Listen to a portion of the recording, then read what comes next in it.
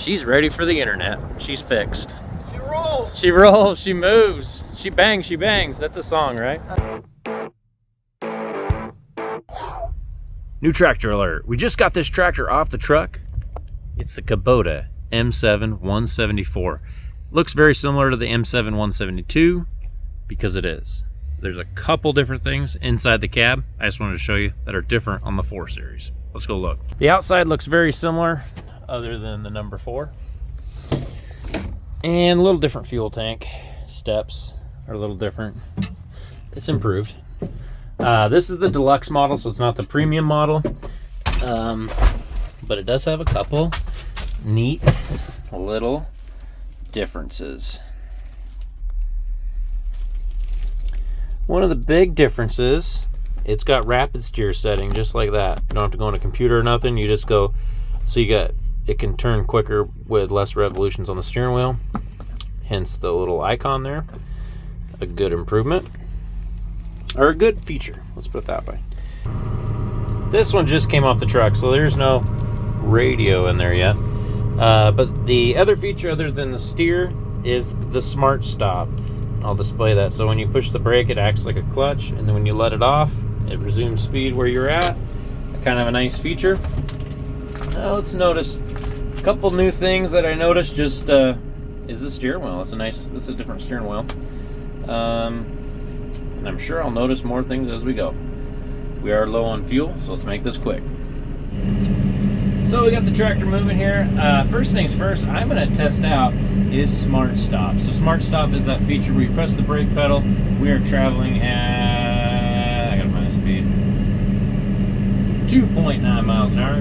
Press the brake pedal. Holy smokes. Don't press it that hard. But now that I press the brake pedal, it stopped. I let off the brake pedal. It resumes going. I don't have to like push the clutch, which is kind of nice. The biggest feature I can see this being used for is round bailing, where you have to stop to eject a bail. So let's try that at a little higher speed. We're going to shift it up a couple gears. This is a power shift model. All the deluxes come in a power shift, semi-power shift. You got 6 gears in each range, many ranges. So let's press the brake just a little bit more casually. Yep, you hear a beep. It stops. I let off the brake. It resumes. I'll show you what that looks like on the dash. So we're going to put it in C4. We're cruising at 4.8 miles an hour. I'm going to press the brake, and you'll see this icon appear on the dash. It's that neutral looking like a park brake button. It's because it declutches the transmission. I'm going to let off that brake, and it's going to resume speed right where you're at. It's a declutching brake. They call it Smart Stop. I can turn it on or off right with that button right there. We're doing a little construction here. Drive over these steel plates, see how good they are. If I fall through, this is going to be a bad deal. A little bouncy. Yeah, they're putting in a new pipe in the road. They're working at night only, so that's why they got the lights there. But yeah, a little bit of construction. So we got stuff moved off the road. A lot of lawnmowers. Lots of lawnmowers. Ready for the grass to start growing in the spring. Anyways, I want to play with one other feature. It is the rapid steer. A lot of manufacturers have made this so it's a setting in a computer, and it's not super easy to get to. Kubota decided, let's make it easy to get to. I just switched it to R3, and it's telling me we are in R3. I have it at R3, so my hand's gonna start here. We're all the way over there. So let's go see if we can get,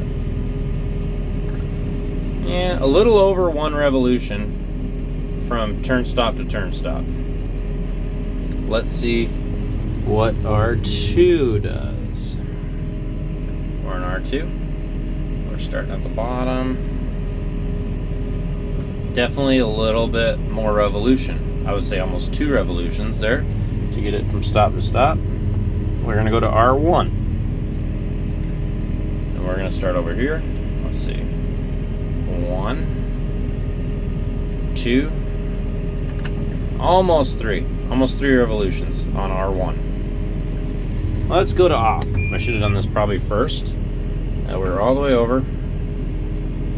Let's see how many revolutions this is. 1, 2, 3, a little over 3. So it does do something. It's kind of cool. If you were really moving around and doing lots of work, you'd want to be, or quick turning, you would want, oh, now it goes. Holy smokes. I didn't do that right the first time, I don't think. Yeah. No, I did. It's one revolution. All the way. Wow, I could do this so much that I'd wear those tires flat playing with this. This is cool. Very cool. Let's do some smart stopping and some quick turning. I have a feeling it disengages at a, holy smokes. I don't know if you'd want to drive like this. It's like overcorrection central. Whoops, smart stop.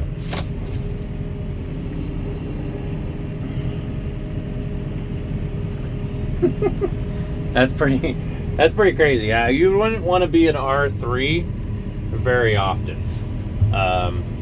Mainly at a headland. Yeah, that's a quick speed there. Let's see if let's drive in 1. Let's see what happens. See if it's manageable. Not as jerky. Oh, there's John. Don't hit him. Yeah, it's yeah, I can see it drive in R1 would be definitely like almost not noticeable. It is a little fast on the steering, but we'll just turn it off right now. I just turned the steering off. But yeah, no, our normal. This is rapid steer is off.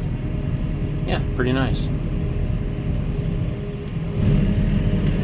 So now that I got to play with it, now I'm going to go tell everyone else about it, because it's been over a year since this tractor was introduced, and we finally got our first one. It's just the way it's been going lately. But I'm going to go tell the sales guys about it, to tell them how cool the rapid steer is, and the smart stop. Not sure if you guys remember this, but a little bit ago, a month ago, we had a Branson trade-in that I test drove, and it broke on me. And well, a couple videos later, she's ready for the internet. She's fixed.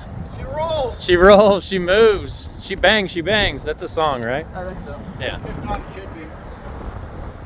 Rebuilt front end. Photo bombing his web photos. Woo woo! Find it on the internet.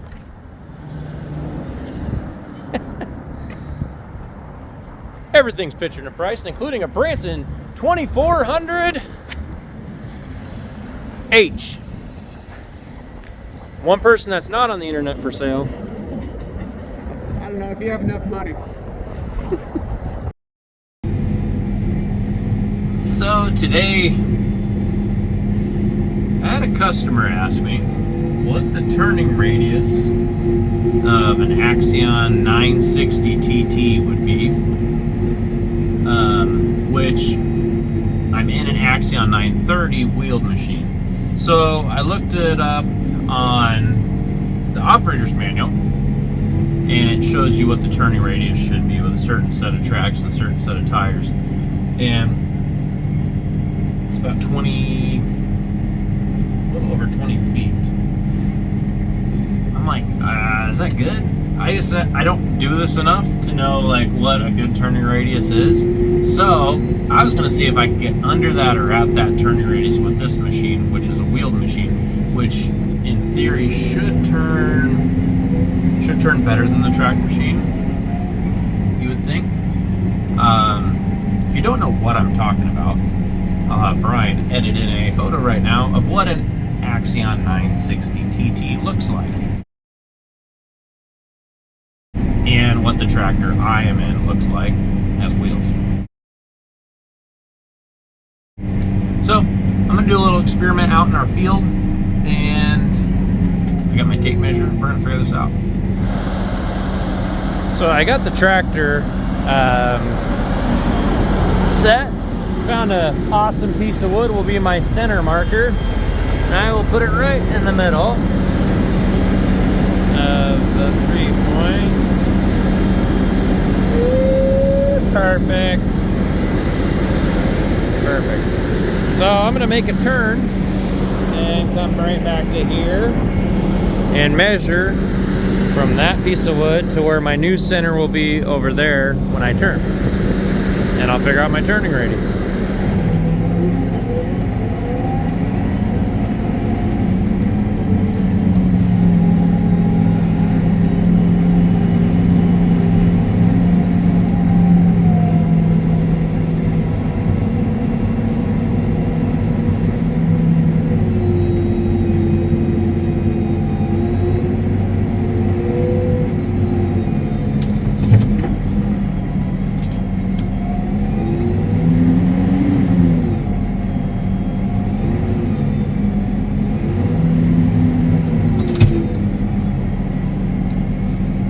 So my first attempt, I was like at 24 feet.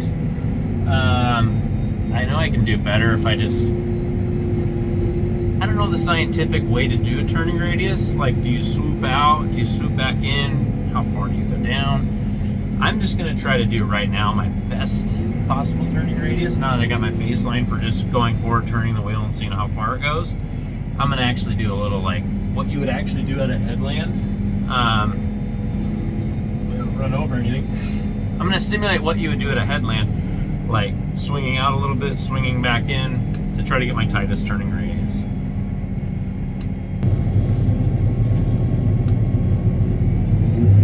I'm gonna back up to make sure I can actually see my marker. I have the tape measure laid out there. Oh yeah, I see my marker. A little piece of wood. Simulate this.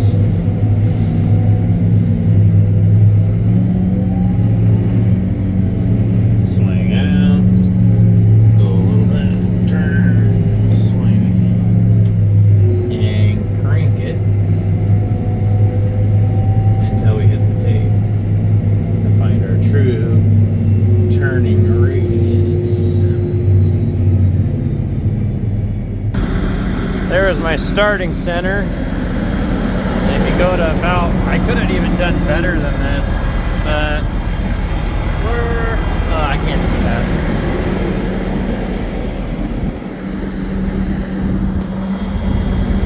that. We are right about 16 feet.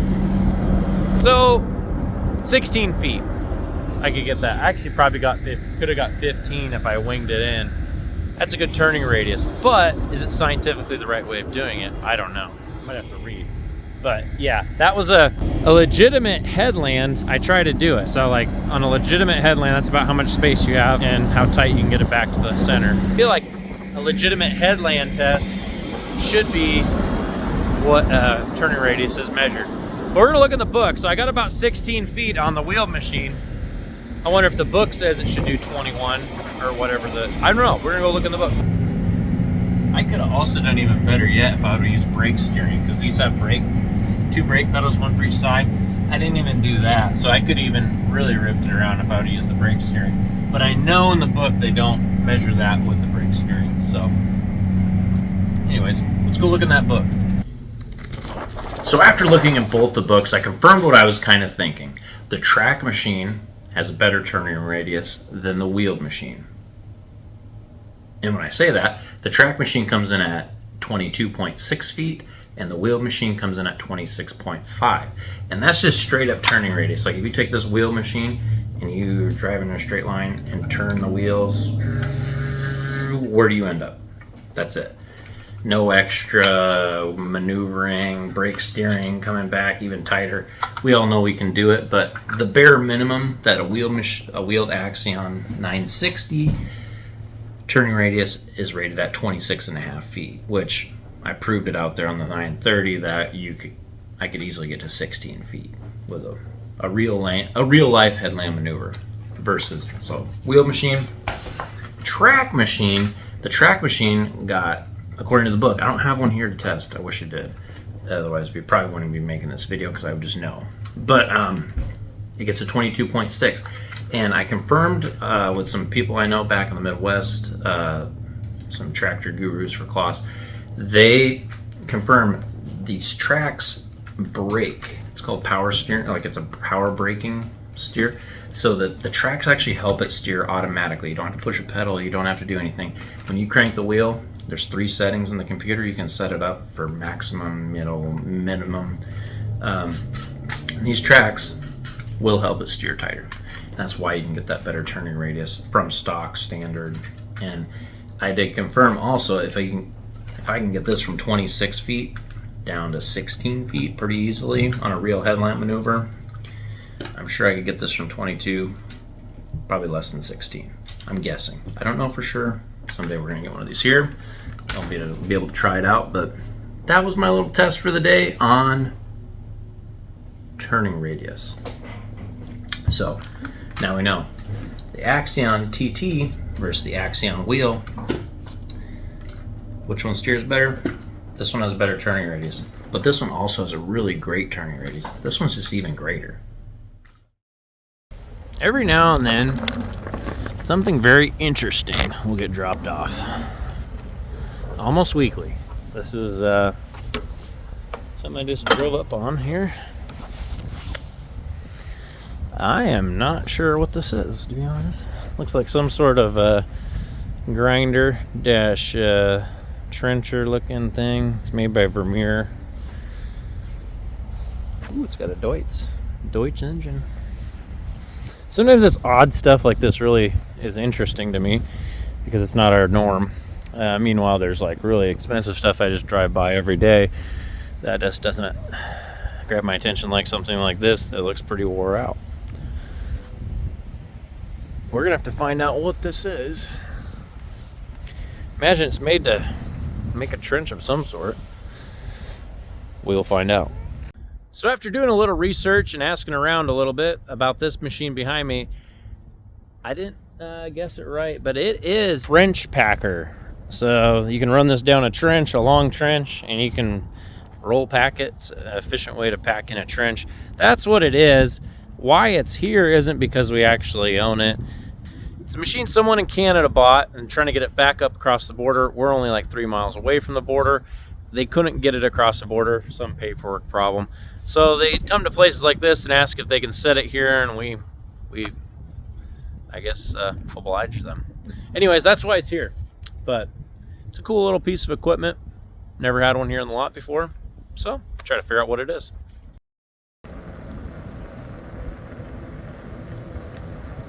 Empty truck. We got a little construction project going on here. They're putting in a new sewer line in the street, and they do it at night only, but they leave their equipment here during the day. Just well, they start work at night when we're not here. So really, I've never seen them run this equipment yet, but they've been out here a lot actually. But they had to get the Kubota in to do the heavy lifting the cat couldn't do. Yeah, glad they got a Kubota in here. Anyways, not really much to see other than they just kind of put in a sewer line that's in the ground. Yeah. And I think they got up to this point and they put these steel plates on the ground. Lots of different stuff going on. Let's see if we drive over the plate, make a sound. It holds me.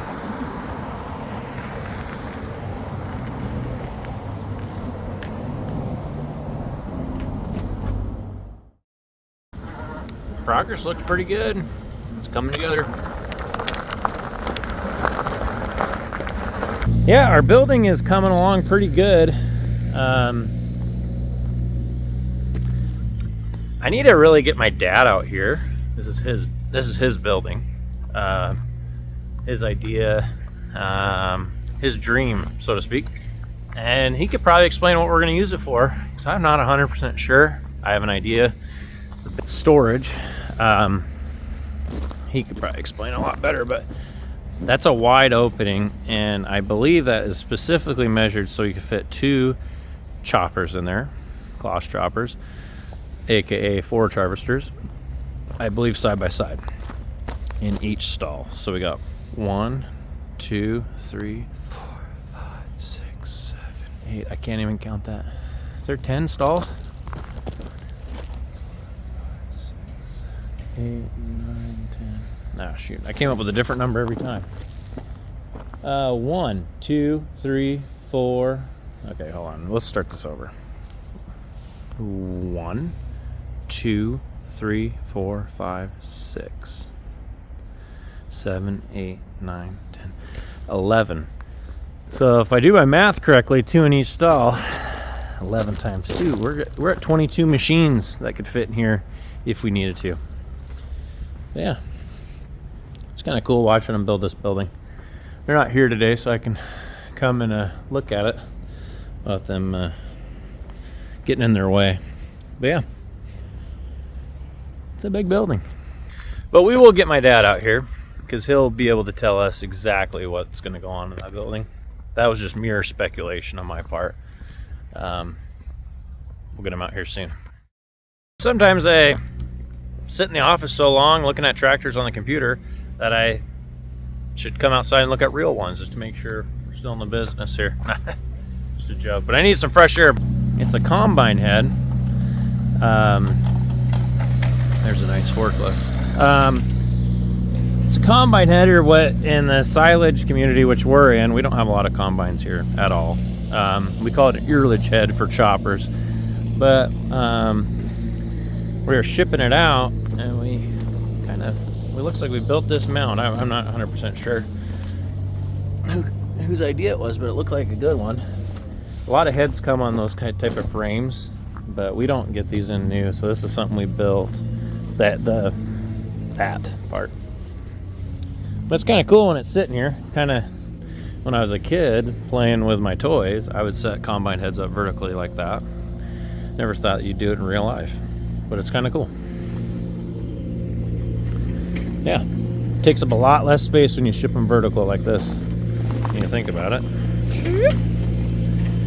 you can fit like 2 side by side.